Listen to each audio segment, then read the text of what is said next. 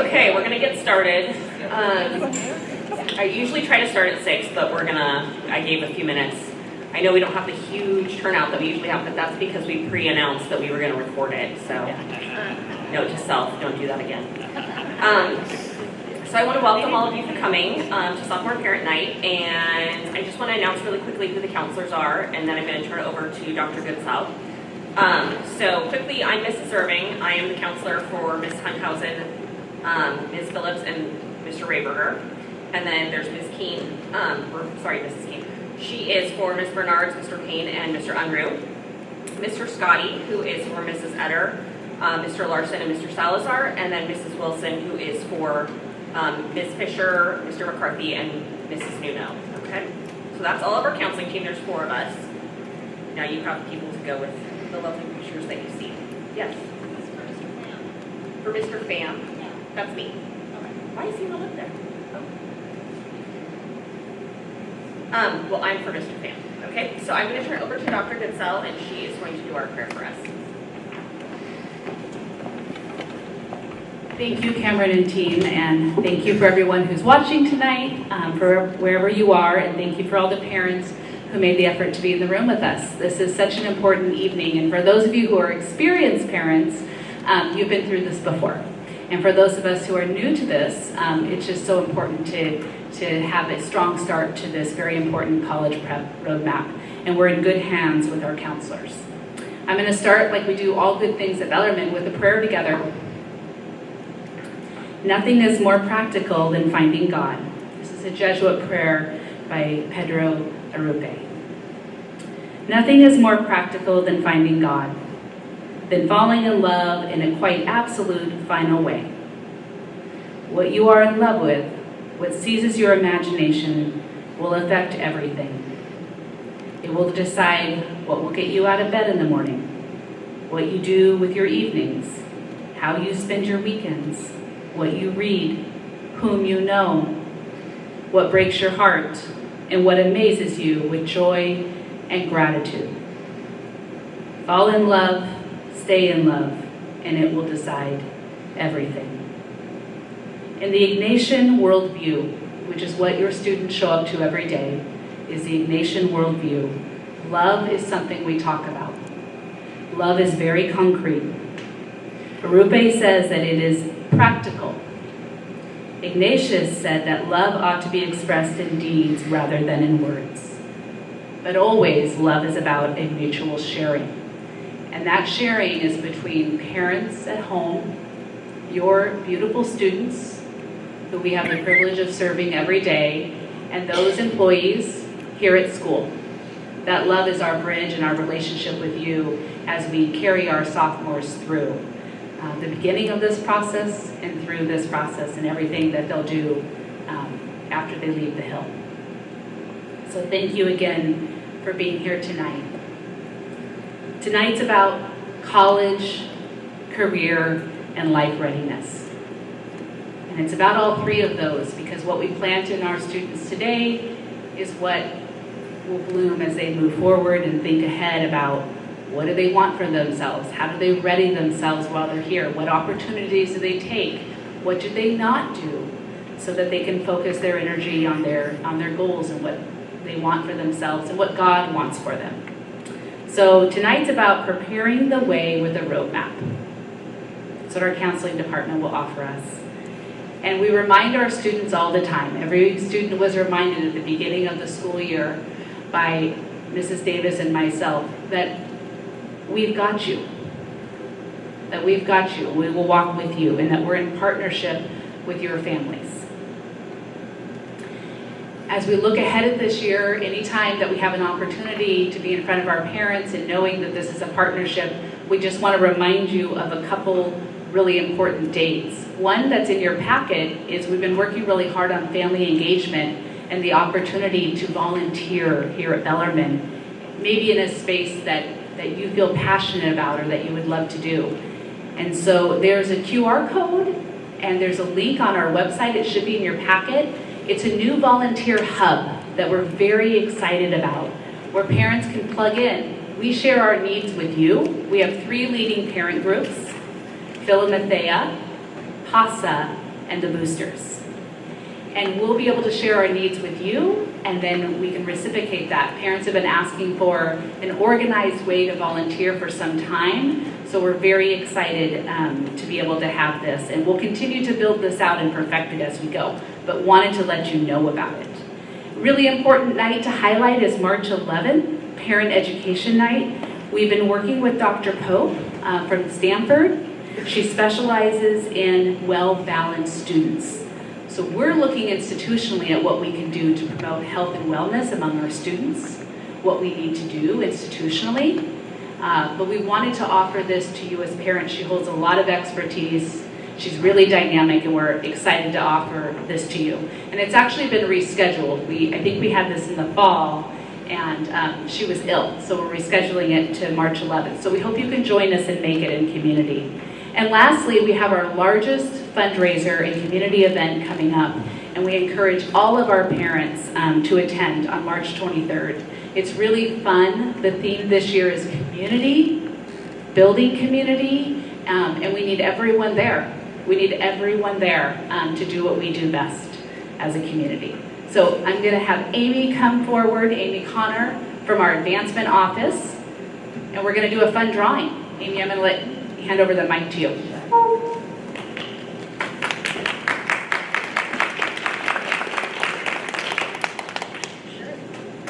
Well, I was not prepared to talk tonight, but that's okay. I can talk. Ask any one of my 7 children.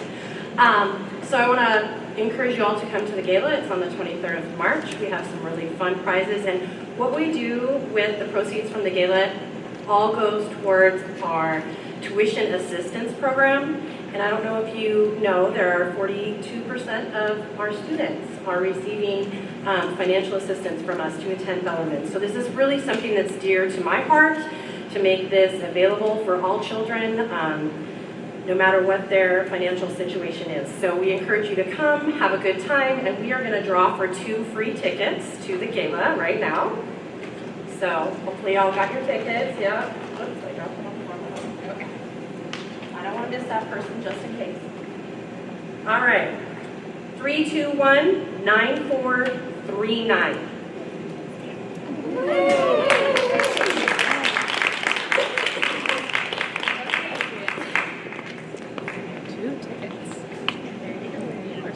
And I think you might have my information. Okay. Perfect. Thank you. Thank you, everyone.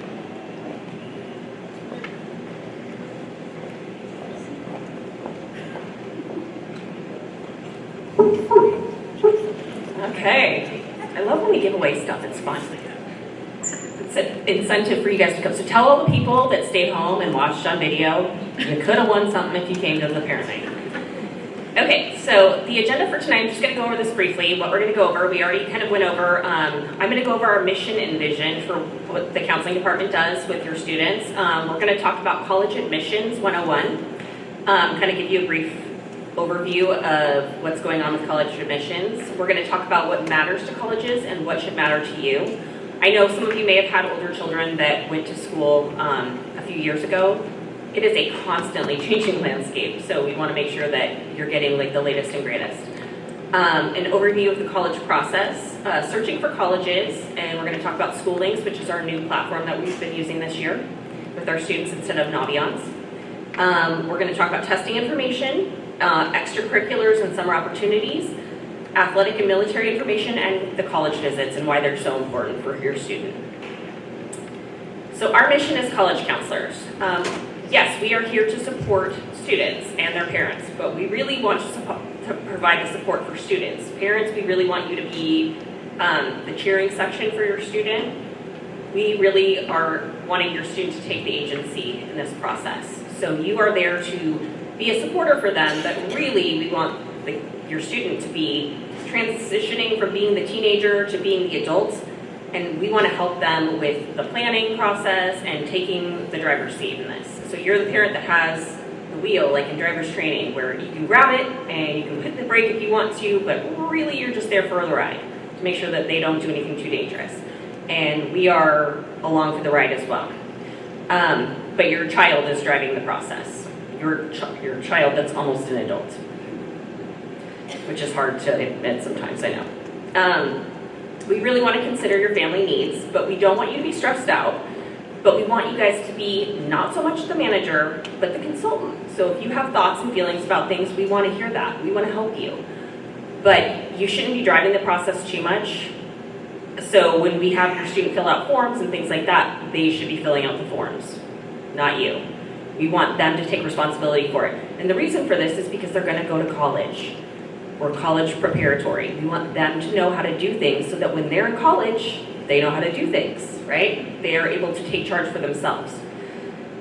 We want to match your student with the best fit. So what that means is making sure that they're going to the school that is the best match for them. It might not necessarily be the shiniest or the best name brand college, but it is the best fit for them, and that fits with our Jesuit mission. So we are trying to get kids to end up where they belong. And I understand that could be sometimes a hard sell sometimes for parents because, yes, we're college preparatory and we want you to believe that we are trying to get your kids to the top institution that you want them to go to, but sometimes that's not the best match.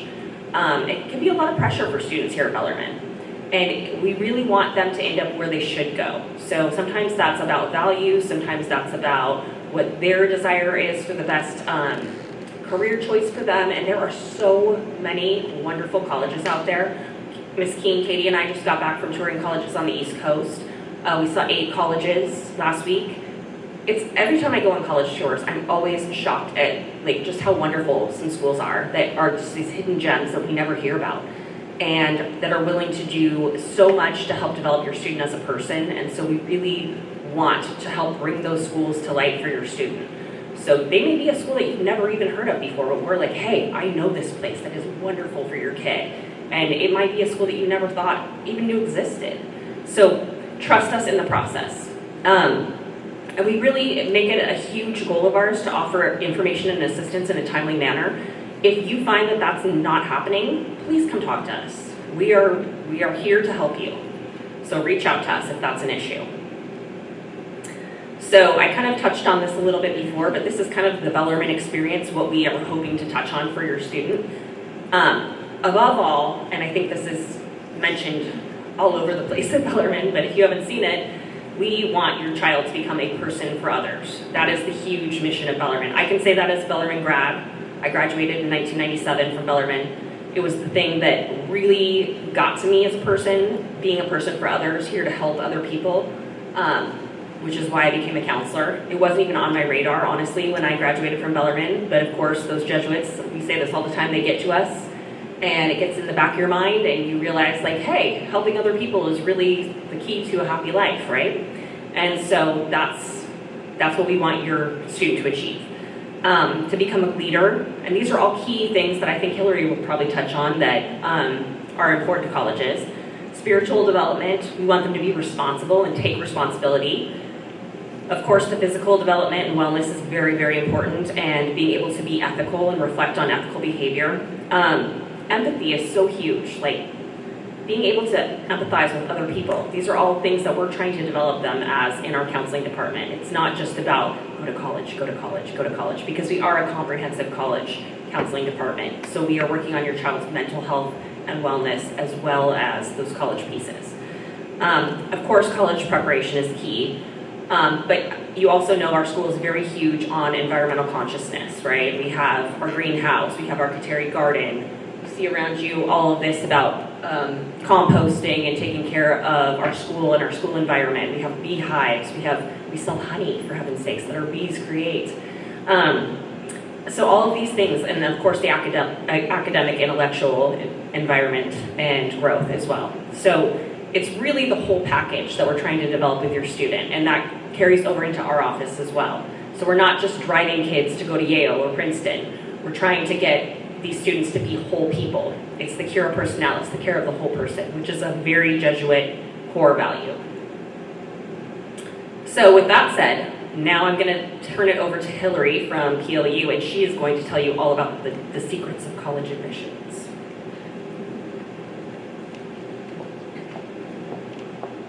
Good evening, everyone. Yes, there are some secrets, but it's not as secretive as one might think it is. So, as Mrs. Irving said, my name is Hillary Powell. I'm the Director of Undergraduate Admission at PLU, so just down the road. I've been doing this job for about a decade, and this is my favorite thing to talk about. To help prep early, I think it's a benefit, right, of coming, sending your student to a school like Bellarmine, but also taking advantage of these opportunities. On the college side, we know that parents play a major role in where a student decides to go to college. And there are a lot of parent resources that college admission offices try to put out to help you all in the process as well. So bravo to coming and kind of starting early as we talk about what we look for on the college admission side. Now, a little bit of a caveat. This is a general college admission presentation. There is always an asterisk in college admissions where every college does it just a little bit differently. And I apologize for that, right? Like all of us do it a little differently and sometimes it's hard to keep track of. But hopefully this gives you a framework of what we are looking for on a base level. And then each school has its own personality, so they're going to be looking for kind of their own things. But my goal is for you to walk away from this feeling like you understand the foundation. How many of you will be going through the college search process for the first time with a student? Okay, great. How many are the pros, or the second, or third, or fourth? Okay, great, perfect. So more first time than not.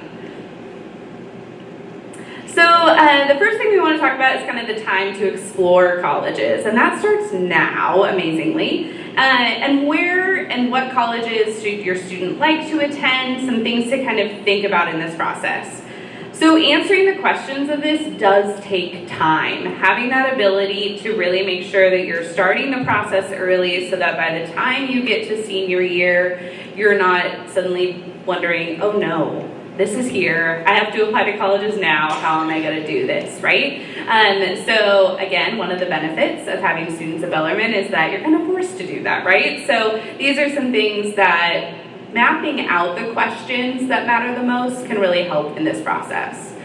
So we really encourage students to kind of think about who they are as a student. If your student is somebody who really likes that one-on-one interaction with the teacher, they know they maybe need that extra time to go over things, being able to have a more personalized educational experience, or there may be the student that's totally fine and able to comprehend the information and not have to have that extra step, right? Those are the types of things that students can be thinking about as they're going through high school. Because if they are the student that they're listening to a lecture, they're kind of not able to totally grasp things, then maybe going to a larger school isn't going to be the best fit for them if those introductory courses are really large in a more traditional kind of college lecture hall, right? If there's somebody who maybe needs to talk about things, be able to have that teacher connection, maybe looking at a mid-size or smaller school might be where you start. So having that student be able to kind of ask themselves those questions as they're going through high school is really important. Consider the goals, desired major, needs, desires, likelihood, and budget. Budget's a big one. I really encourage you to start talking to your kids or students now about what you're planning to do to pay for college. We'll talk about grades and how transcripts are really important and the grades on those, but it's really hard to have a conversation about what you're going to be able to put forward for college in spring of senior year. So start that process now. What grades should they be aiming for? How should they be maybe getting a job or looking for outside scholarship opportunities, getting involved with different organizations? Have the conversation of now of here's what we're going to be willing to help with your education post-high school, and here's where we're expecting you to show up to help fund part of your education. So don't be afraid to have the conversation. I know it's hard to maybe open up in that way sometimes, but we encourage students to ask parents that question early so that they are prepared as they're entering the college search process. And there's a lot of different ways to explore, so college rep info sessions. You have a lot of colleges that come through Bellarmine, so encourage your student to go to that. Different college fairs, campus visits, virtual or in person. A lot of schools now also have visit scholarships, so being able to earn a scholarship as a part of that visit is sometimes nice. And then online searches or utilizing the tools that Bellarmine already provides for you as well. qualities matter to college? This is kind of an overall list, but a lot of the things that Mrs. Irving talked about what matters to Bellarmine and who Bellarmine hopes, your student becomes by the time that they graduate, lines up with a lot of what colleges are hoping for. So academic achievement, intellectual promise, faculty respect, discipline habits, maturity, concern for others, global perspective. Our goal is for students to be able to get a degree, from a college. That's our goal as well as your goal. But we also want to make sure that we're putting good humans out into the world for a majority of us. So making sure that, again, being able to find that right fit beyond just what maybe is the right budget fit as well for your family.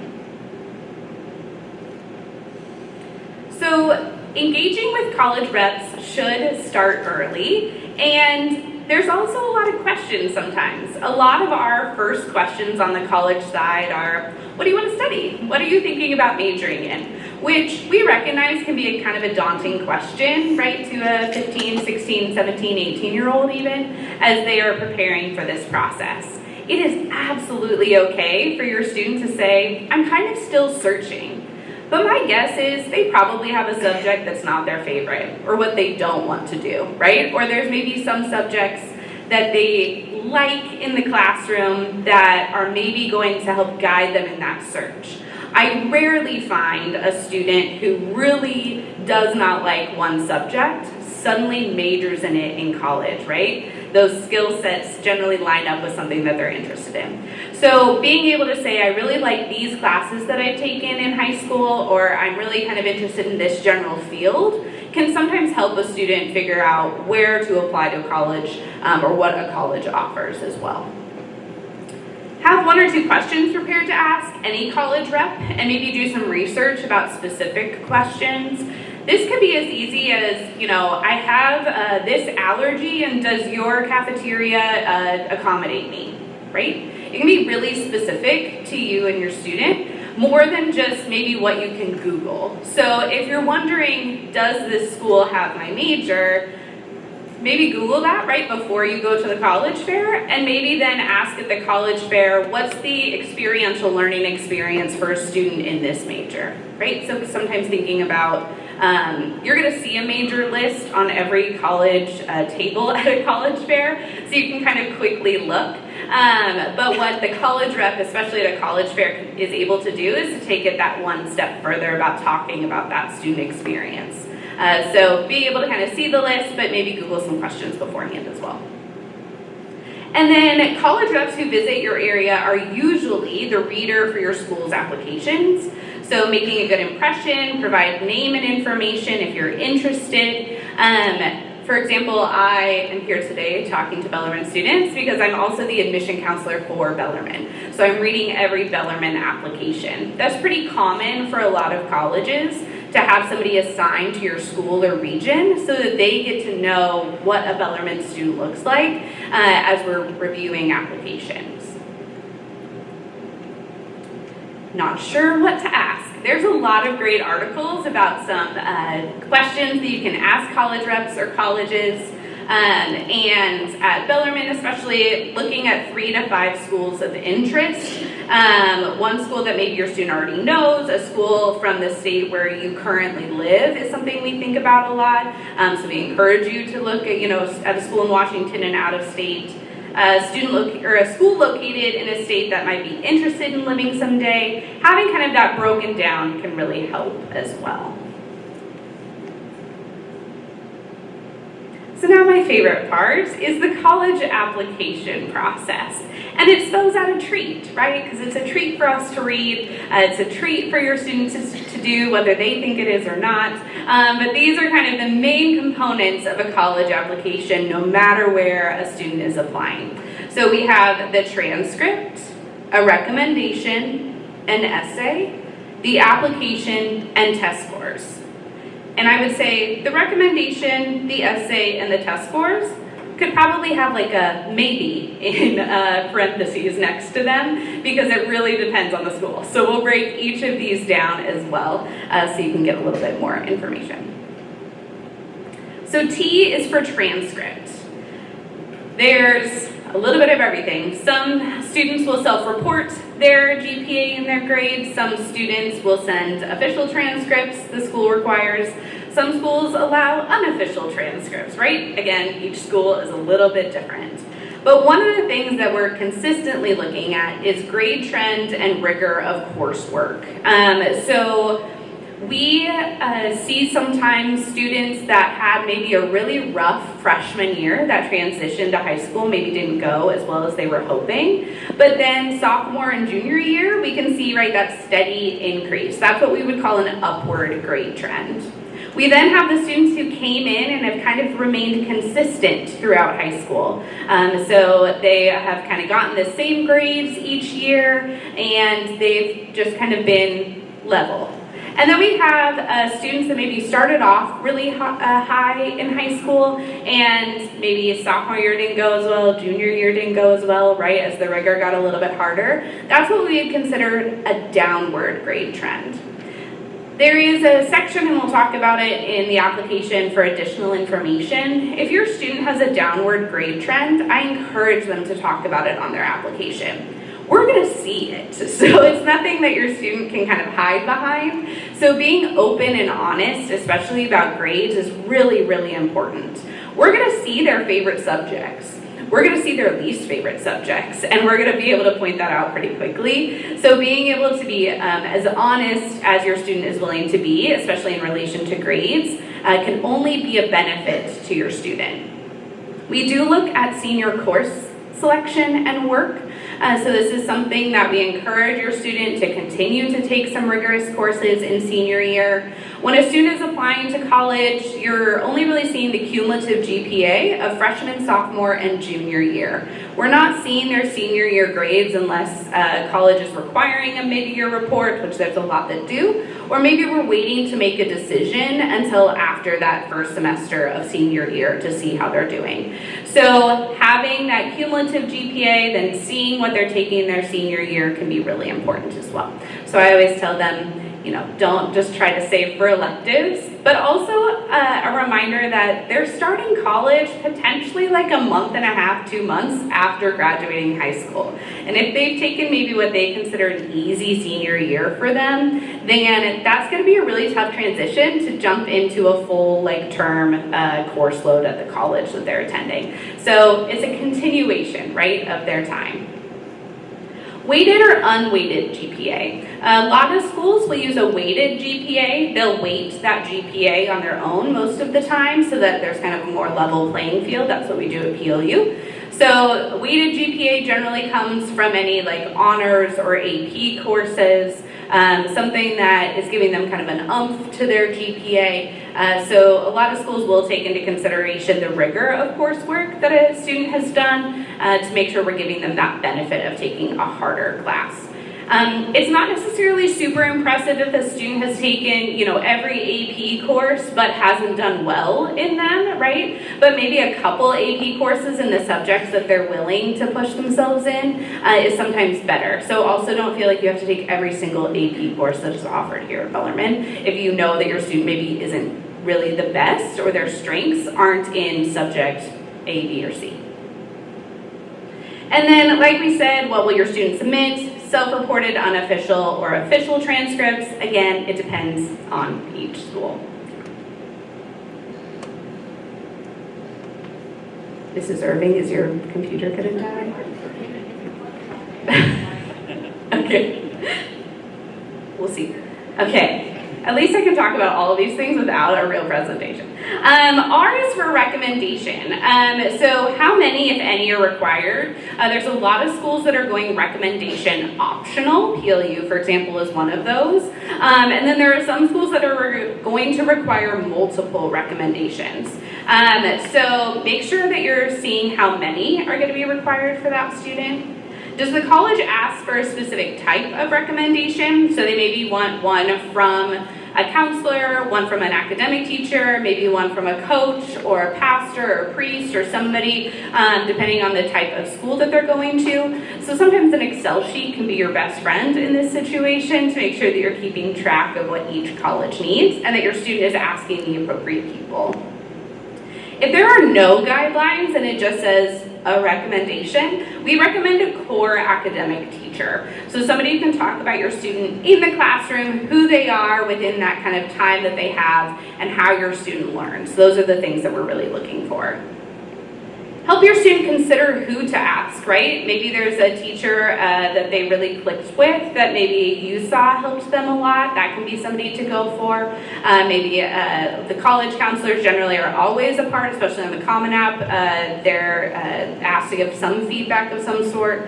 But thinking about who might talk about them best as somebody within the classroom, right? There's a lot of students who, in the recommendation, talk about their character and about how they are, right, as a person.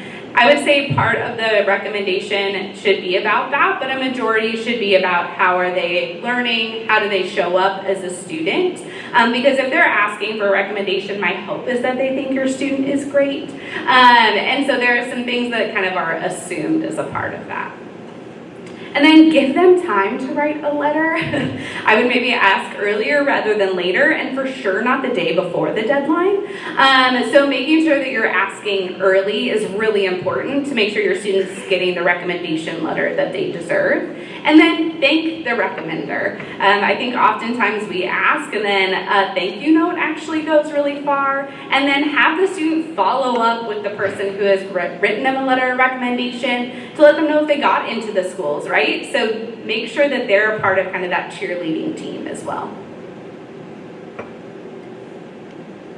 Essay, the most daunting part for a lot of students.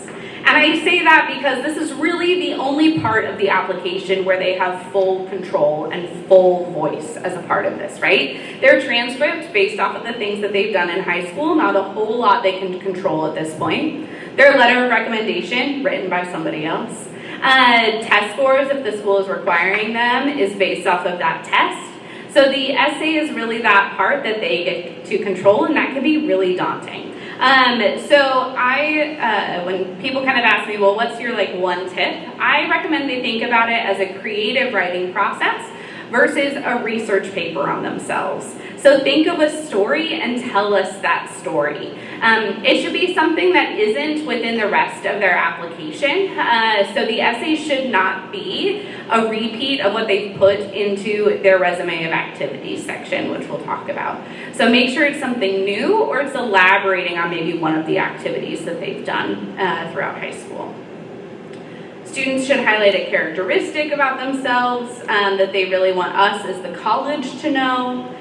Grammar, punctuation, spelling, flow, all matter. One of the things I'm seeing right now a lot, especially on the Common App, because you can do it on your phone, is that punctuation really does matter. And so if they aren't capitalizing a parent name, if they are having lowercase i's, if they are giving some sort of, shortened version of a word, I see it from the best and the best, right? 4.0 students doing this.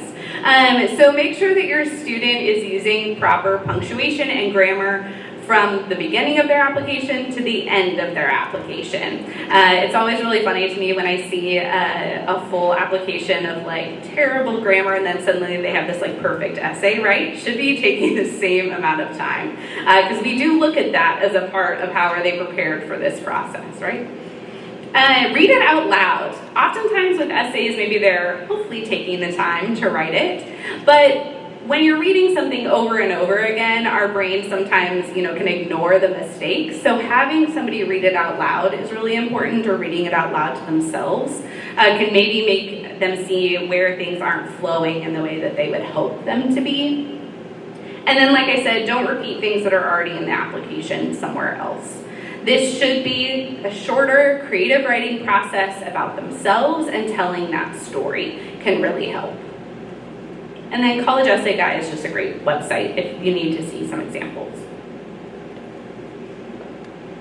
A is for application. How many? Are they on the Common App? How much does it cost to apply? These are some common questions, right? The common application is an application where students can do kind of one core application that can be sent to multiple institutions at the same time. So if the institution has a fee or a different type of deadline, they can still do that general application, the general essay, and transcripts can all go to the same colleges that they get to choose from. So it is a real time saver for students. But that core application, that core essay, all get sent to the same colleges. So if your student in their essay talks about how much they love PLU and PLU is their dream school and it's getting sent right to school A, B, and C, school A, B, and C is also seeing that PLU, right, is the dream school for your student. So making sure that they're keeping it clear of any college is really important. As a part of the application process on the Common App, if the school wants to know why your student thinks they're a great fit for it, you're going to get that supplemental essay prompt that's going to be asking that question. So being able to not have to worry about answering that part of it. And then there's a bunch of different types of admission, and you're going to kind of hear this verbiage throughout the search process. So rolling admission means that a school is reading applications, reviewing applications, accepting applications on a rolling basis, and you're going to hear back on a rolling basis. So, for example, PLU is a rolling admission school. Generally, it's about a 4-week turnaround from a completed application to an admission decision. We're not waiting until a certain date to release decisions to students. They can apply at any time. That's rolling admission. Early action means that a school has a date, oftentimes in November, sometimes October, sometimes December, it really depends, of when they want students to apply by to be able to hear earlier if they've been admitted to that school. So they will have one date that they need to apply to. They're hearing earlier, oftentimes in December or January, if they've been admitted to that institution before the regular decision deadline. It is a non-binding agreement if it's early action. If it's early decision, same premise, but if they're admitted to that institution, they are saying, I'm going to that institution, and they withdraw any other applications that they might have. If your student wants to apply early decision to a school, it should be their dream school, and it should only be to one. Because again, they're saying, if you're admitted, you're going. And then there's one date or regular decision of when they apply by, again, a certain date a little bit later in the fall or winter, and they'll hear back by a certain date for that school. So those are the differences between the schools. Action and decision is the big one. Holistic review process, this is when we're looking again at that whole application, looking at transcripts and what everything means. We're looking at that resume of activities, we're looking at the essay, and being able to kind of see, okay, who is this person as an overall student versus just maybe one grade on the transcript. The activities section in resume, if the club has an interesting name, or even if it doesn't, give us an example of what that club is, what you do in that club. Again, we're reading hundreds, thousands of applications each year, and sometimes we don't know exactly what that club is, so tell us, right? And brag about this. This should be the brag section. And sophomore year is a really great year to start a list of everything that your student has done. So that when you get to senior year, you're not trying to remember what was that one thing that they did freshman year that we now can't remember, but we wanted to put on there. So make sure that you're keeping a running list while your student is in high school. This could be school or non-school activities, work, church, service, a whole bunch of different things. But I would say we are looking more for commitment and leadership versus what I call a club hopper. And they're joining kind of every single thing. So being able to have that commitment and leadership, we want to see who would they be eventually on our campus. And then the test scores, Mrs. Keene is going to go over this a lot more. SAT or ACT, a lot of schools are now test optional, test blind, it's not considered. So it really depends on the school. But if the school is saying test not considered, we really do mean it. If they're saying they're test blind, it means it's not being considered at all. We recognize that the tests are taken at a certain point in time. There are some schools that are adding it back in though, but there are a lot of schools that have decided to go test optional, test blind, or test not considered, depending on the school forever, essentially. But that means that grades mean a lot more in the process versus just a test score. And then some final tips, and this is where we kind of talked about this in the beginning. Fewer than 100 colleges in the US are considered highly selective. Your student is going to get into college, right? But they have to be choosing the right colleges to apply to. So utilizing the resources, utilizing different search websites, a lot of things you can Google. What's the acceptance rate of this college? What is the average GPA of students accepted? These are things that us as a college are required to report. So being able to just do a quick Google search, you can actually learn a lot of information about the chances of getting into a school. So you're in charge of this process. At most schools, there's a person or people reading an application, like me. So having that time spent on it is really nice to be able to kind of see the effort that a student has put in. Express connection and interest definitely does matter. I would say especially if a student is maybe a little bit nervous about whether they would get into a school, taking a tour, showing up for information sessions, advocating for yourself, those are things that can really help in that holistic admission process. And then, like I said, there's exceptions to every rule. Every college is a little bit different, so starting that search early as well. If you have any questions about college in general, I'm happy to be a resource, whether this is about PLU or not. I know a lot about a lot of random things in college admissions, and so please utilize my information. You can always just search on the PLU website, but it's up there as well, and I'm always happy to help and might work with some of your students when they're applying to college too. Thanks so much.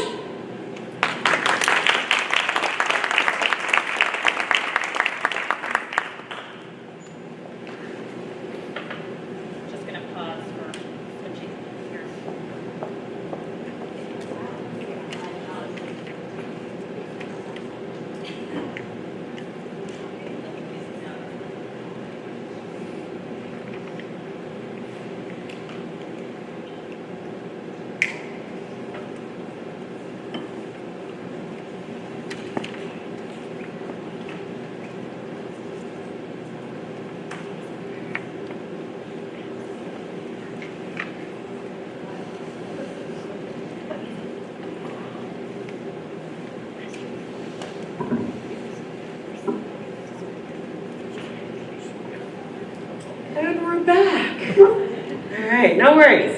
Okay, so we're going to keep it going, keeping the conversation going about how to prepare your sophomore for the next steps.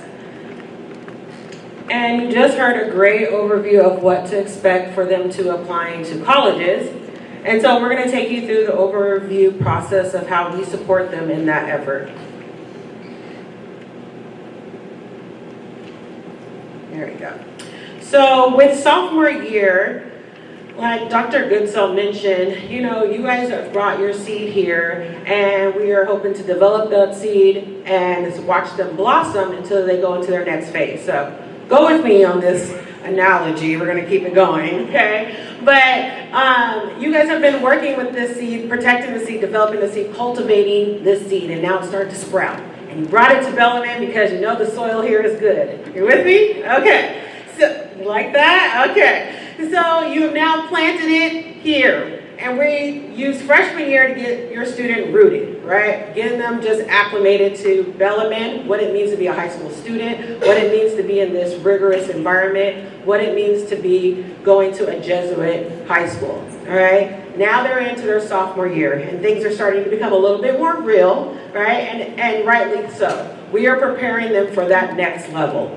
And so with sophomore year, how you heard, it's to build upon that freshman year. Okay, they have been here, they've gotten established, they hopefully know their way around a little bit, and so we want them to build upon that. We want them to grow in that effort. We want them to get more academically sound and more rigorous with their selections, okay, to take it a step further. All right, looking at those interests, where are my strengths are, and how can I push it a little bit further? So maybe this year they're looking at their course selections and wanting to try an honors class in something they've done well in, all right, or thinking about an AP class, or thinking about an elective that may help them grow or develop an interest. All right, and then we're also wanting them to get more involved outside of school. We're encouraging them to look at extracurriculars, look at clubs that they can get involved in.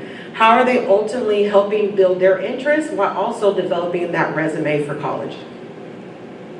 So, upward trend, we want them to continue to build that strong academic transcript, knowing that colleges are looking at their cumulative GPA, sophomore year being a crucial year for that.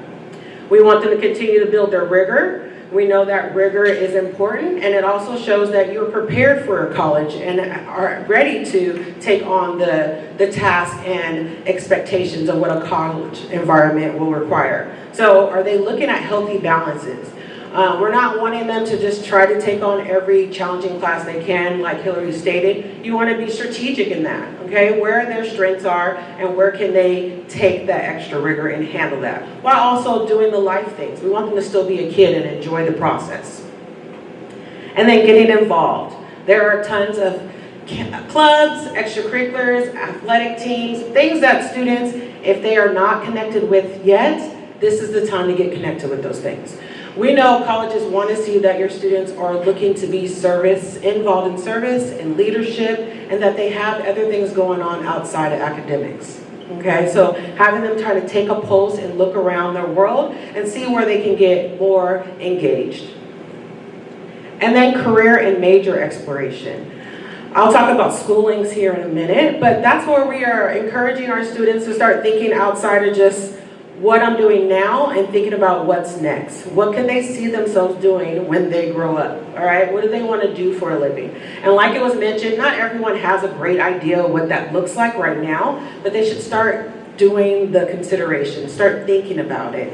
And as you see and get into the process further, there are majors out there where you have to have an idea that that's something you want to do. When I think about nursing or engineering and business, a lot of schools have direct entry for those programs. So it's good for students now as sophomores to start thinking about, is this something I want to start considering, so that they are prepared to write that down when it comes to college applications.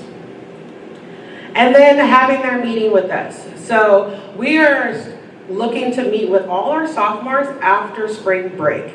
We meet individually with each and one of our sophomores. This is our opportunity to get to know them better. Right now, we've only seen them in groups, in formation classes, health classes as freshmen. So sophomores, they get the chance to meet with us individually if they have not yet came in regarding personal issues or a schedule change. This is our time to kind of sit down with them, talk to them a little bit, get to know them better, find out what they're involved in, what they like, what they don't like, and then start introducing this idea of college readiness and what this process looks like.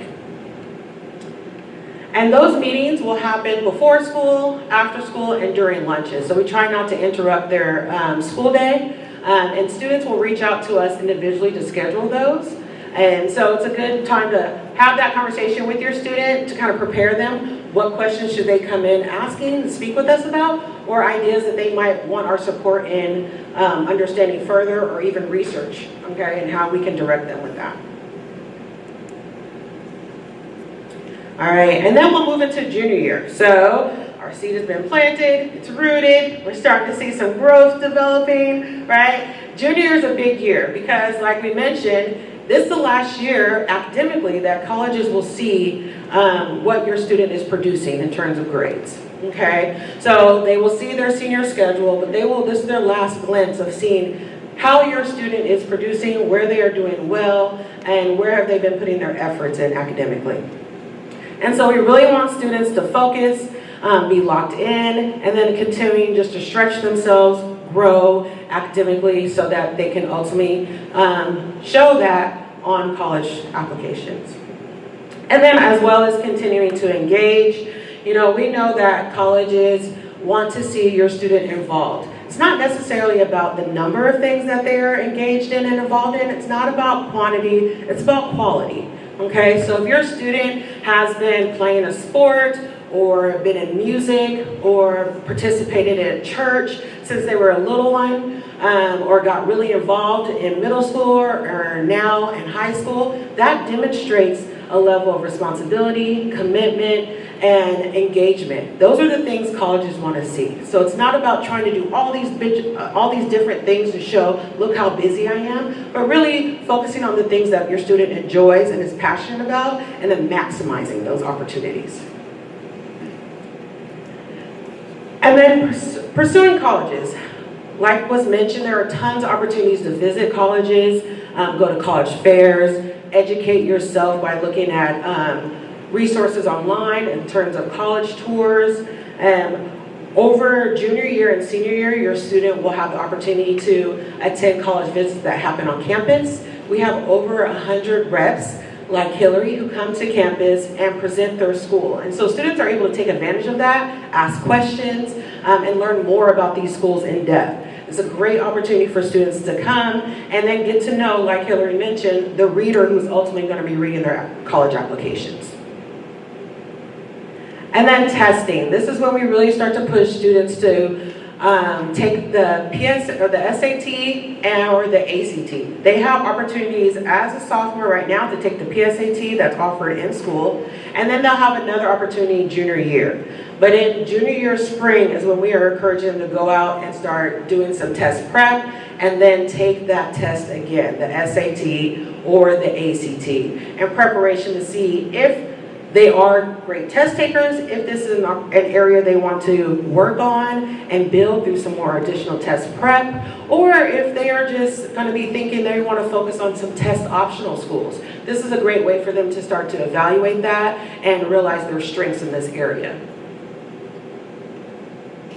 And then along with those meetings, we also take the opportunity to meet with our juniors again. So junior meetings are happening now actually. We do this in the winter after we have gotten our seniors all completed, applications are done. After we come back from holiday break, we start meeting with our juniors. And so we're doing those meetings now. Again, just kind of going over this information, making sure that they are on the right track in terms of preparation for next steps, and then getting them ready for college application, research, exploration over the summer so that they are coming back ready to go with a solid plan for applications first day, fall of senior year.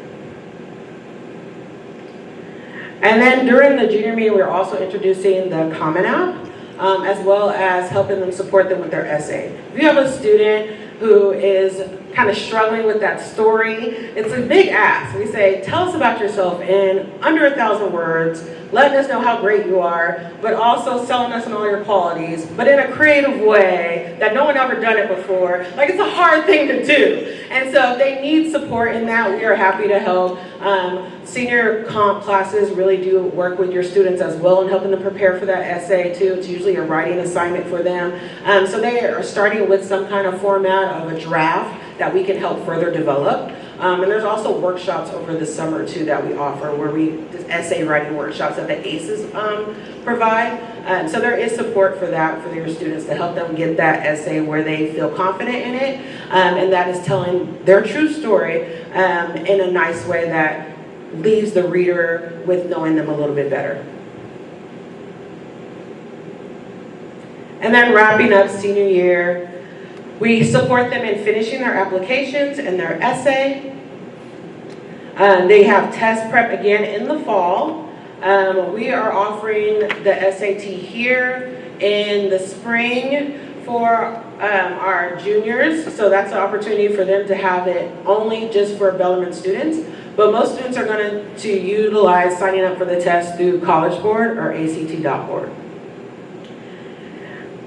And then students in the fall will decide if they want to test again. So keep in mind they've taken it now over the spring. Some decide to do it again over the summer. And then kind of that last opportunity is usually September or October, depending on when the test is offered, that some students will like to try to take another chance at it just to see if they've been able to build up their scores based on some test prep.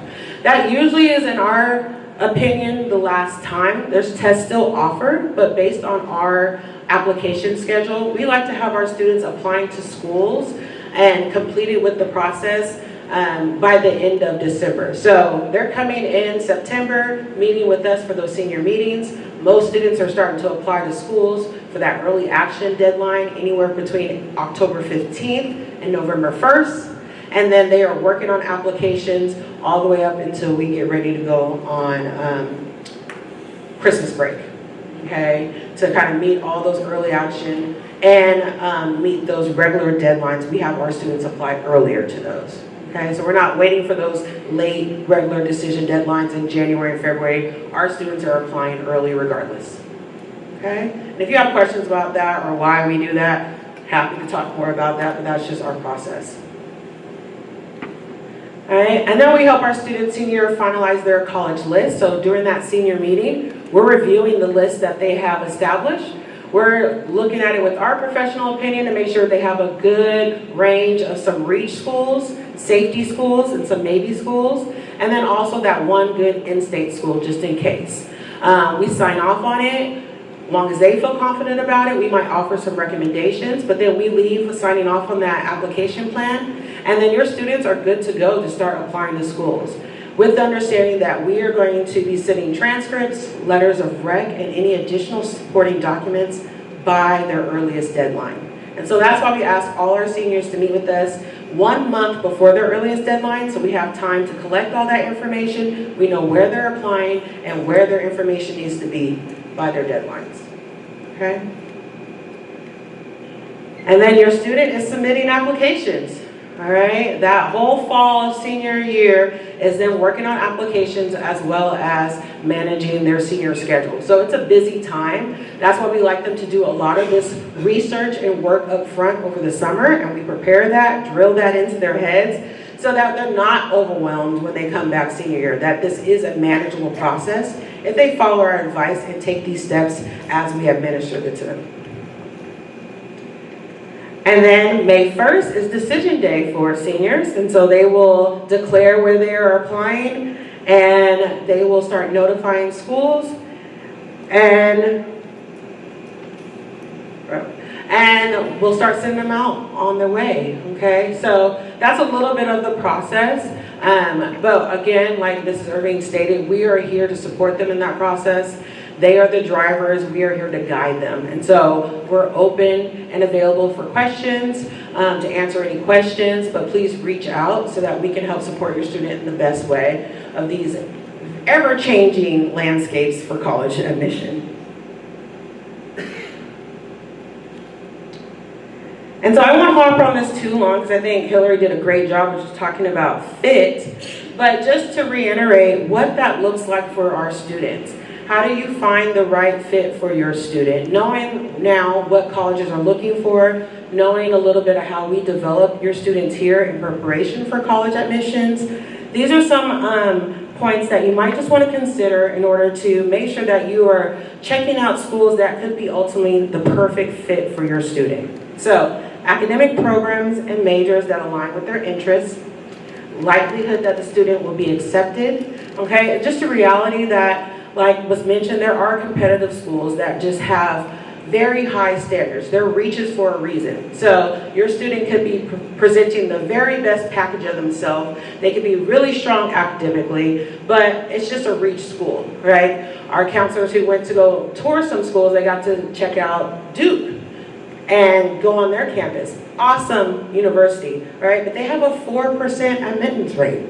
That just is what it is, that even the best student could still get denied from there because they're only letting 4% of their 10,000 applicants in. That just makes it hard, okay? So we want your students still to apply there if that's their dream school. We're gonna support them in that, but we also want them to have the understanding that it is challenging, if not hard, to get into that school. So we wanna make sure they have a list of colleges that have good balance, so they have some good options. And then looking at location, climate, and size, considering internships and research opportunities, depending on what your student is considering for a major. Also keeping in mind manageable academic rigor to allow growth. Okay, can your student handle the academic rigor of that environment? Extracurricular activities, student clubs and teams. You might have a student who has been a strong athlete here all 4 years, but maybe they still want to continue to pursue that, their sport of interest, but maybe not at a D1 or D2 level, all right? That might be something that your student will feel passionate about if they have recreational or club opportunities for that activity. Their graduation rate and retention rate, affordable total cost considering tuition, fees, room and board, okay, especially if your student is looking at out-of-state schools.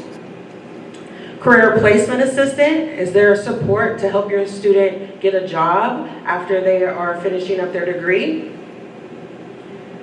And then thinking about availability in terms of like media listings, and looking at what research you can find about your school.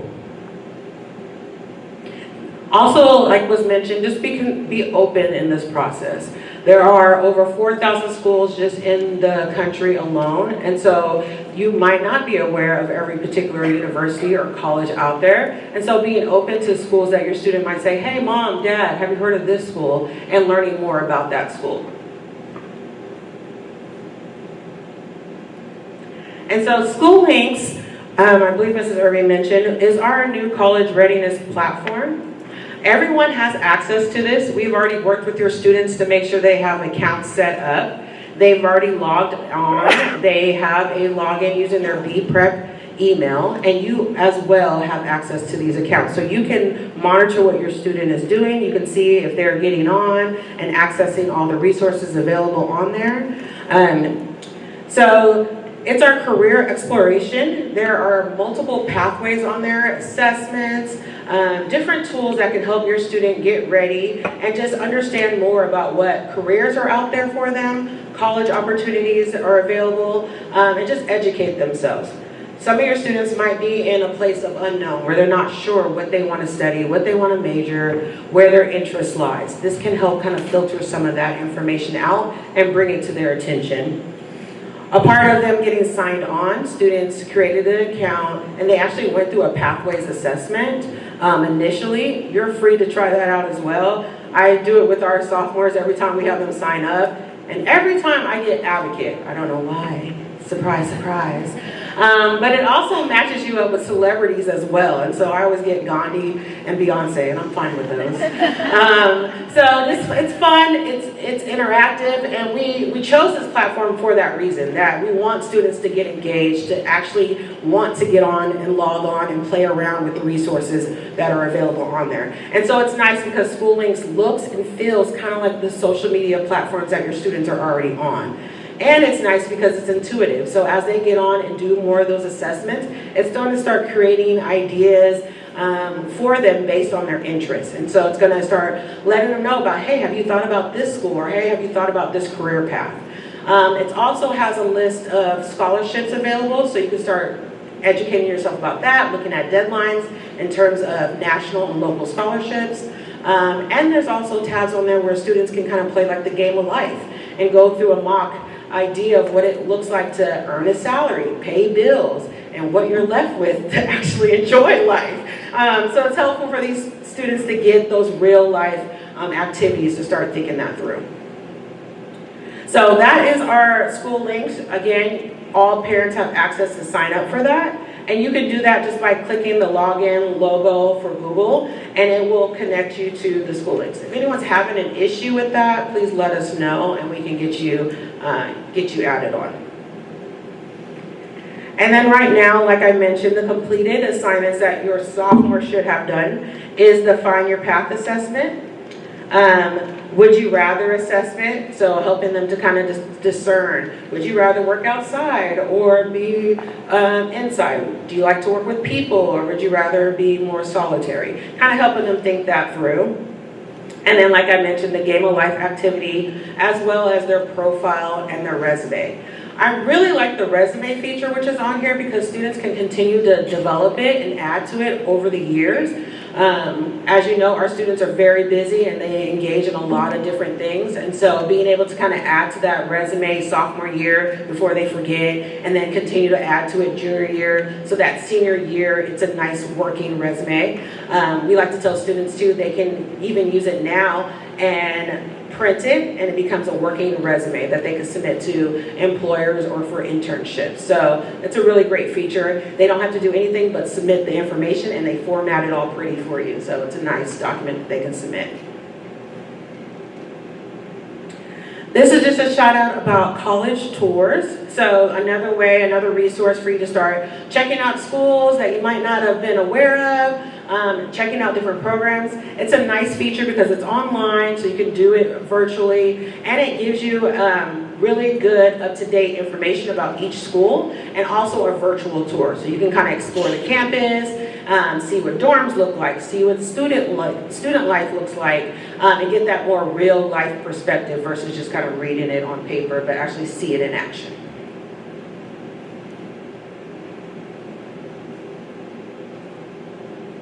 All right, I'm now going to pass it on to Mrs. King.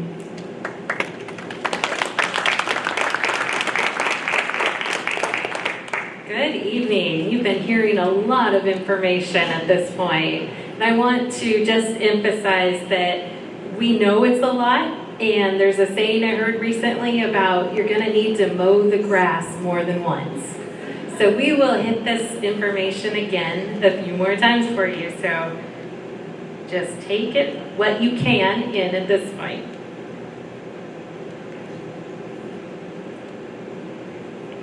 So you've been hearing a lot about testing, and there's some statistics out there, and I'm always monitoring the landscape on admissions and testing. And I want to share that there's been pressure in the industry to leave test scores behind for the sake of being fair and equitable. But there's also a push for that during the pandemic with closed test centers. And now the pendulum is swiftly going back to the middle because some colleges are stating that there's been grade inflation. It's hard to fairly evaluate students. So with that in mind, you got to look at a little bigger picture and consider your personal student.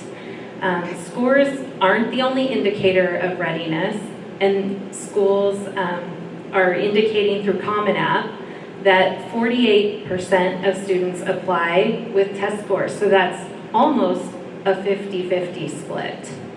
So 50% of the accepted applicants submitted test scores. And the decision is influenced by looking at kids holistically. So it's a piece of the puzzle if they choose to test. Fairtest.org is a really awesome website that we refer to. And as you may notice, we've seen this test optional policy increase to the highest it has ever been at this point. There are thousands of schools in the U.S., but we know 1,900 plus are test optional, and we've got 80 plus that are test free. So you're going to want to look at the schools individually. There is fine print. Some of them will say we're test optional, some will say test preferred. It really depends on the university. Some will say test blind, and they really do mean what they say. So keep that in mind as you make that decision moving forward. Some students are against testing, knowing that they have the optional policy. Full of anxiety these days, it seems, since pandemic. We've seen more of this increase. But I would have to say, knowing at this stage, they don't know where they're going to apply to colleges entirely. There may be a school that says the policy is that they prefer test scores. So we like to be prepared, and we recommend that they do test at least once. So as mentioned before, we have already given them the fall PSAT this past October. You may have seen the score reports. Then in the spring of the junior year. They're going to do this process again. The PSAT is in the fall. They can choose to test prep, and then they'll be offered, I should say, the SAT in the spring of their junior year here at school. Then if they decide they want to retest again, that is a possibility because many of the colleges do super scoring. So they'll take the best score of each section from different dates and combine them, or they may choose to say we want all the test scores submitted and they'll evaluate that way. The key thing you'll pay attention to next year is that if you want to test more than the times that are offered at Bellarmine, you'll want to register early. So that's just something to be aware of because the test sites load up quickly and there's not very many of them. So here's our data from this year as sophomores. You can see the PSAT data. We are above the national average. The total score was 1520. Our students as a total score got 1043 compared to the national score of 899. And then it breaks down from there into the two subject scores. If this doesn't look very impressive to you, I want to just, is it blanking out? I want to just remind you that they are sophomores. This test really covers the knowledge that they will have gained by the end of their junior year. And also this is evidence that test prep really does improve scores. I can't say that enough. Students will improve their scores with test prep. So in their junior year, they're going to be eligible for the National Merit Scholarship, which is the academic competition for recognition and scholarships for juniors taking the PSAT. So there's different awards that are available to students to earn through their scores, and the top 3 to 4% may be commended, which means a certain recognition letter. It's significant to note that, but there won't be money attached to that or financial gain. If they are in the top 1% of our state, then they may continue on as a semifinalist, and there's some other steps that will follow. We'll talk more about that next year. The notification for both commended and semifinalists doesn't come though until their senior year, just so you can keep that in mind too. There's a delay.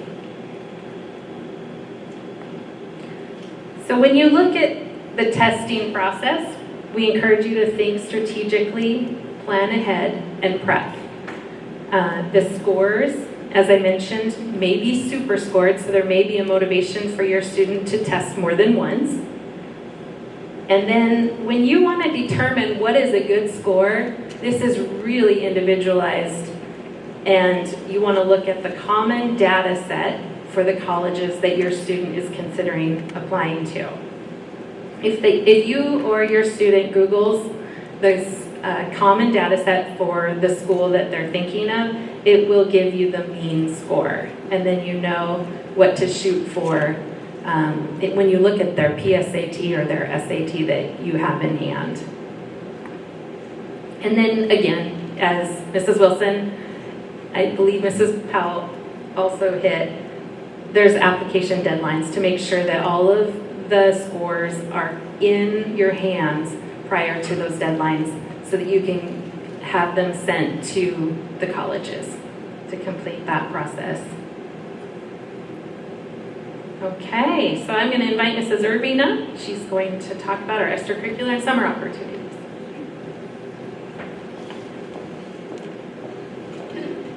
I feel like we need to have an intermission. Are you guys still with me? Okay. Well, I'm going to try and make this brief because I do want to honor our time here. But basically, we want your kids to be intentional with their summer. So I'm going to hearken, I'm probably the same age as most of you, I'm going to hearken back to when we were teenagers and all we wanted to do was lay on the couch and watch MTV. Those days are gone. You can't do that anymore, sorry. So summer should be, obviously, we want your kids to be kids, right, and have some time for rest and relaxation, but really, summer should be packed with educational opportunities and doing stuff. So job shadows and internships, excuse me, I'm still getting over whatever has been going around for months at my house. Job shadows and internships, research opportunities, which is great, looks amazing to colleges. Community service and passion projects also looks great to colleges, and summer camps and immersion trips. If you have a kid that's not into any of these things, don't force them to do them, because colleges can see through that. I read for a university, and I can always tell when I see a kid whose parents have made them do something. But if your student's truly passionate about something, get them out there to be involved in the things that they're passionate about. So let's take, for example, a student who might be interested in dentistry, right? Reach out to local organizations. Maybe you have a student who thinks they want to be a dentist. Maybe they can do a job shadow with a friend who is a dentist, or maybe their own dentist. I have a student this year who wants to go off to dental school, and she got in actually to dental school to her top choice. And she worked as an office assistant at a dentist's office. That was how she started. And then she got in and asked more and more questions. Hey, can I take the dental tools and put them in the autoclave? And so she kind of worked her way in there doing that. But that's how it starts, right? You can always check with our director of alumni, and if you don't have a friend who's a dentist, or maybe your child isn't really cool with their dentist, you can talk to Annie Gintz, and she can help you out. Her email address is right there. There's College Vine or the National Society of High School Scholars, or take a class maybe to learn a new skill. We have students that are taking CNA courses. That's another thing.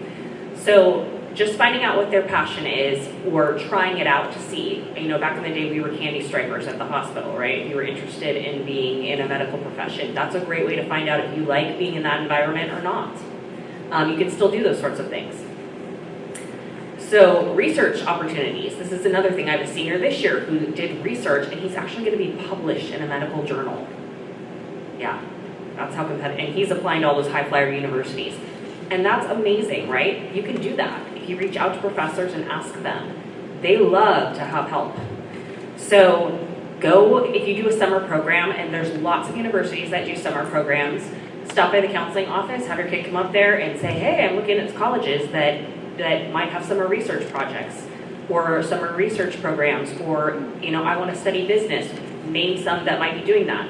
We can tell them, but there's also this really wonderful thing called collegematchpoint.com.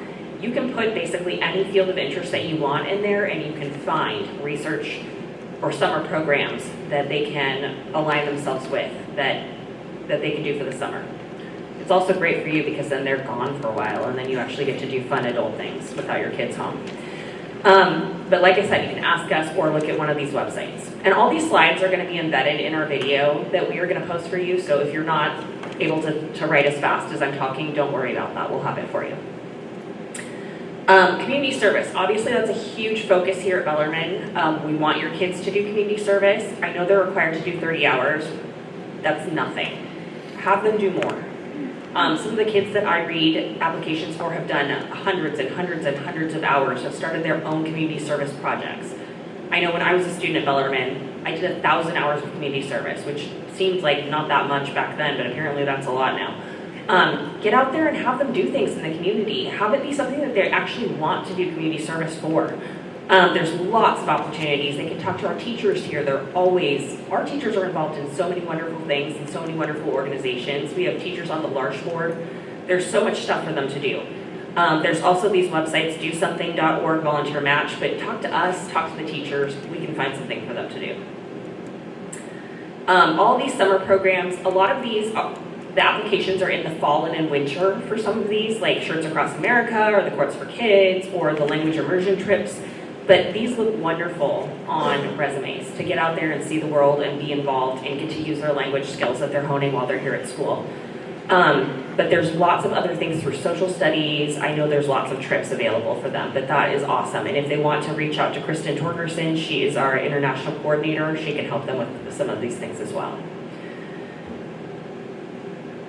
Developing a passion project. So this is a huge deal. We have a lot of students who've started their own community service projects, but it should be something that kids are truly passionate about. Don't have them start something that they're not going to follow through on. It really needs to be important for kids to get together with a group of friends and start something, but really truly what they need to do, and this is the key, is not just start something that's small that they don't brag about, and a lot of kids I know don't necessarily want to play themselves up, but if they can promote themselves through social media or through a podcast or through YouTube, that is really what colleges like to see. So I know that sounds crazy, but we're living in the digital era now, and so if they can promote their whatever they're doing and get followers, that's very, very helpful and looks great to colleges.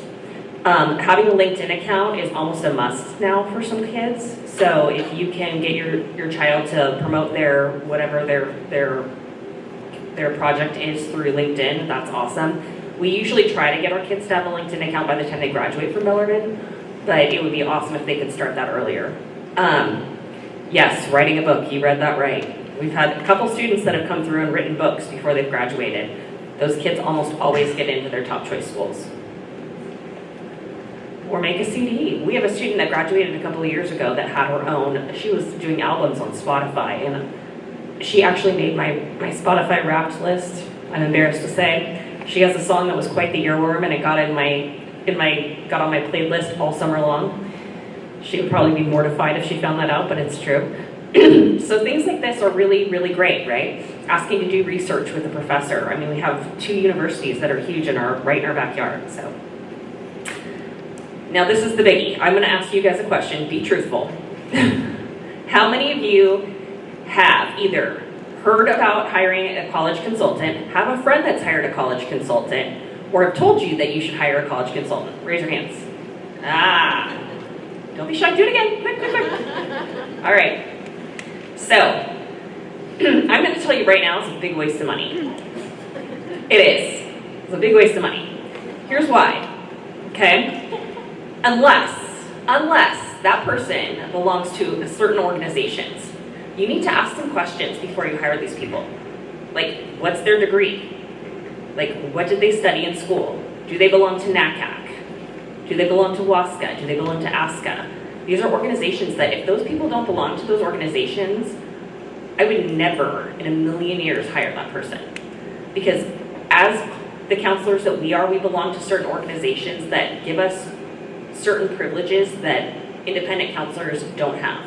Independent counselors cannot speak to college counselors at school. They can't pick up the phone and talk to Hillary. If Hillary got a student that would apply to her school and that college counselor wanted to talk to them, Hillary would say what? No, can't talk to you. If I call and I'm like, hey Hillary, she's like, hey Cameron, what's up? That's the difference. You see what I mean? We have connections and relationships that we build with these people. That's why she's here tonight. And before her, Melody came for years and years and years from KU. And Claire comes from Gonzaga. And then we're on a first name basis with these people because we build relationships with them and we can make these phone calls. Independent counselors can't do that, okay? It's not necessary for you to hire. It might be okay for some people to do that. I think if you are in a situation where you have a student that needs a ton of hand-holding, like a ton, and even then, we still provide that for your student, I don't think it's necessary. And I think that they prey on families that are fearful that their kid's not gonna get into college, or they're not gonna get into the IBs. They really, it's predatory, it really is.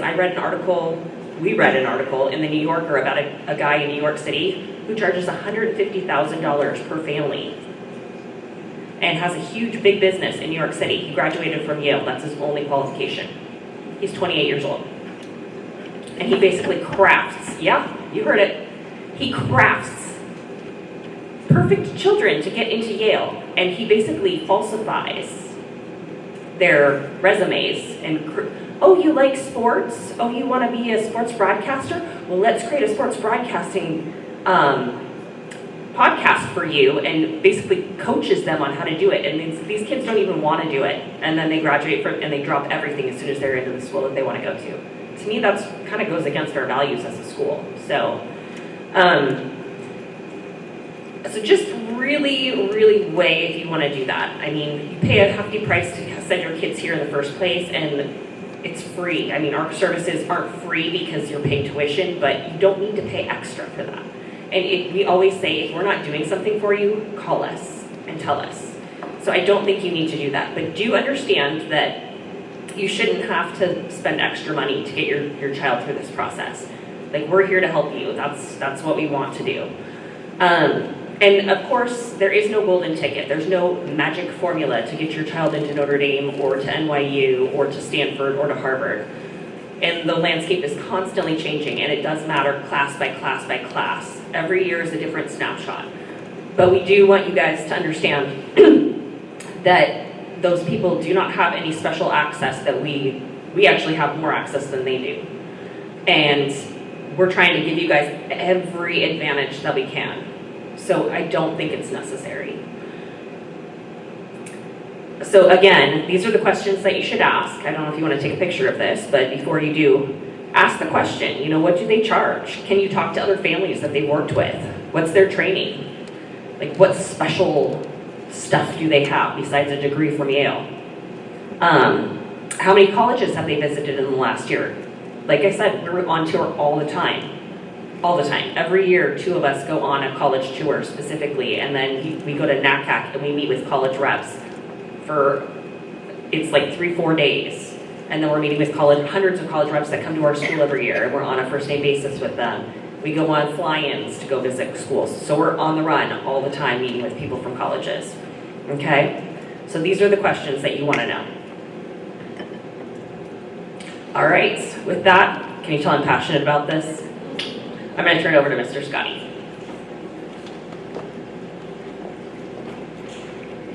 So I'm going to go quick here. We're going to talk about athletics, military ROTC, opportunities. Anybody watch that Super Bowl? Get the result they wanted? Maybe that's painful to talk about.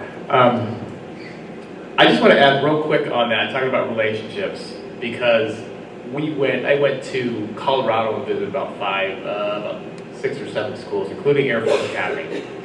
Something interesting, I went to Regis University. If you don't know where that is, that's in Denver, Colorado. It's a Jesuit school. So the rep, he's actually one of the international relations representatives. He came here about 2 weeks after that. And right away he said, you know what? We want Bellarmine students. They were offering, they had a sliding scale 4.0 all the way down. The higher you had, the more money you get. But it didn't matter. He said, we want Bellarmine students. He talked about $30,000 right off the bat. And then sliding scale all the way down to maybe $24,000. And then plus other scholarships. That was a relationship right there. I went directly and were telling kids about opportunities for Regis University. So that's just one part of this relationship, that information that we have, and that was exciting for students to learn about. Okay, so this is not me playing soccer, but I did play soccer, and we have other. Dr. Goodsell was here too. Yeah, she was an athlete. Mrs. Wilson played basketball in college. So if your student is interested in playing sports, we suggest that right away they sign up for the NCAA eligibility website. Now, there is a cost to that. Division I and Division II, if they're interested in signing up, and of course this is just planning. We don't want to put any pressure on students, it's just an idea. That's what it starts with, in my opinion. But obviously if they're sophomores now, they're probably really interested in their sport. So, Division I is obviously a big step. Division III, there's no scholarships. And students, but we have fabulous students. I wish there were for Division III, but there's not. So there's not a cost for the NCAA eligibility for playing Division III. NAIA is going to be a whole other league, but NAIA schools do offer scholarships. So just a few things, considering creating a profile. Huddle is one resource. I tell students, if they're interested, to reach out to the coaches. Sometimes the head coaches are too busy. we find that reaching out to assistant coaches and getting in contact with them, sometimes I've learned from a lot of students and parents that once you get contact, a lot of times you can communicate through social media. Coaches are really open to that, and then also through texting. So ID camps is a big one. AAU is obviously a basketball, competition league. So they are out scouting as early as, even, dare I say, 8th grade, 9th grade, early. They're identifying students across the country in different sports all the time. But summer camps, yes, additional training is really important. We just ask that they do a signed release, for when coaches sometimes contact us. Want to make sure that they get a parent release form signed by their parent before we release any transcripts or information about them. We always make sure that we have it on file. And then students should reach out, to college coaches and obviously demonstrate interest. Okay, so the other thing is about ROTC and military academies. So we're planning to have a little information. We do this every year. We're planning to have it here. March 28th is sort of a tentative date right now, but it looks like it's going to happen. And we have every single military academy representative here. Navy Academy, Air Force Academy, West Point, and then did I miss one? U.S. Air Force Academy, West Point, and then the Coast Guard Academy is here. We have a representative. We're becoming good friends. Every year they come. They do a phenomenal job. We're also going to have a student, one of my students that was accepted to the Air Force Academy. He's going to be a guest speaker. So he's really excited to do that, which is great. For them to see the reps is one thing. For them to see a student actually go in there and making plans is amazing for them. It's very inspirational. In fact, he's already helping other students, and they're just beaming with excitement to see what happens. Okay, what I wanted to mention though, and I know we're short on time here, but if your student is interested in ROTC, I have a great contact, John Govea, from the ROTC program over at PLU. So this man he wants to help students. He says the first thing they should do is contact them. So if your students, obviously they're sophomores, it is open for sophomores and juniors to come to this meeting. Okay, it's just an informational meeting, but the information that they get from him, if they're interested in ROTC, will be priceless. So I really encourage them to do that. And yeah, there's a website on ROTC website on PLU. His email is just rotc@plu.edu. If your student is interested, they can come and see me. They're obviously, we help all students, but for military or any of the ROTC or sports, athletics, they can feel free to come in. I just had a student come and talk to me. He was thinking about playing baseball or do ROTC or academies, all three of them. So we had a great conversation. But if they're interested, feel free to have them come in. We're always kind of excited about them making plans for those next steps, other than just being in school, playing sports or being in academy. It's a special thing. By the way, 1 to 3% of all athletes kind of transition to sports. It's not all about that they're not capable. Some students, we've seen some phenomenal athletes here, they choose not to participate in that. It's really about the choice too. It's the choice and then having, the abilities to do that combination. That's what the data shows. But it's very, very rare, 1 to 3%. I think, women's basketball is really low. We're talking 1%. And gymnastics is another one. So, okay. So just real quick, college visits. We have some organizations. We have the NACAC, which is the National Association of College Admission Counselors. And then Kanakak, I pronounce that right. That's Northwest, Pacific Northwest College Fair, and that's going to be April 27th in Seattle at Seattle University from 9 to 12 a.m. That must have been a Saturday. So something that some of our students have gone to. They got on all these pamphlets and had a lot of information about the schools, not just Northwest, but some of them come. The reps are living in the Northwest, and they come from different areas. And then, of course, we have the Jet Tour, which is fabulous. We're trying to promote this all the time in the spring. We have about, I want to say, close to 15 Jesuit schools. Regis was here too, that come here. Santa Clara is here, Gonzaga, Seattle U, College of the Holy Cross is here, LMU. Who else am I forgetting here? That's about it. Santa Clara is here. So some fantastic schools are here. They are here to talk to your juniors. We're like, be interested. These reps are coming from all over the country.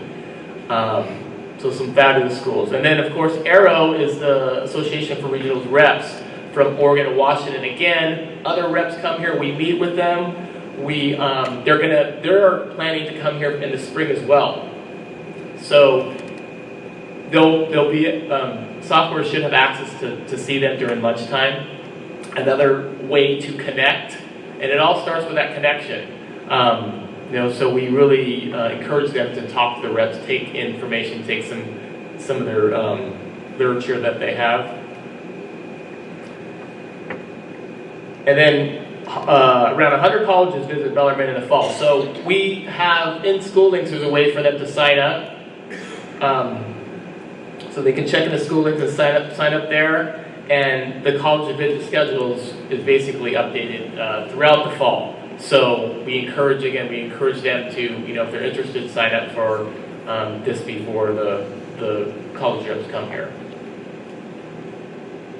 Okay, visiting campuses, and I think we touched on this already, but 3-day weekends, spring break, mid-August. We really want people to visit when college is in session, and our counselors talked about that when they went to North Carolina, that they were there and they could see it. It's much different than it when during the summertime. And what else am I forgetting? Oh, and obviously viewing the tours on the college tours, which is phenomenal. You can just go to a school and click on it. There's a wealth of information just within a few minutes, So yeah, that's another one, collegetour.com. Okay, and just to recap. Sorry, I'm over just a little bit. Just continuing to build strong academic record, finding successful balance and rigor in courses, pursuing interest in serving others, exploring colleges, attending college fairs, and visiting campuses, and then test prep, testing application, and essay beginning in the next year. So just a reminder, I know Mrs. Wilson already talked about it, but we are going to, right after we meet with the juniors for their junior meeting, we say 10 to 15 minutes to meet with your students, the sophomores. And that is something that we really encourage. One thing I just want to mention is I kind of had to be a little stern with the juniors and say, now here's one thing we don't want to hear.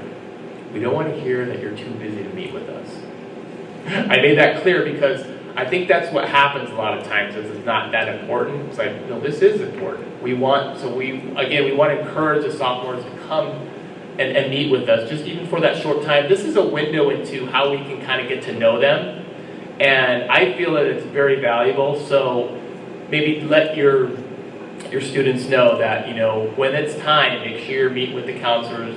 And again, it's very informal. It's not going to be anything like this presentation. It's going to be like, what have you been doing? What do you do here? How are you involved? Tell me what you do outside of Bellarmine. And that snapshot is really important. We get to really know them because sometimes, we're getting to the sophomores and the freshmen, but right now it's going to be juniors. So that time is valuable. So if you could do that for us, that would be wonderful. Okay, thank you for attending the Sophomore Parent Night. We will see you again. these 3 times. So the junior parent night, okay, rising senior parent night, and then of course, senior college night. So those are the next 3 times. And just a reminder, all the presentation materials are going to be available in the counseling tile at my Bellarmine. Okay, thank you so much for coming.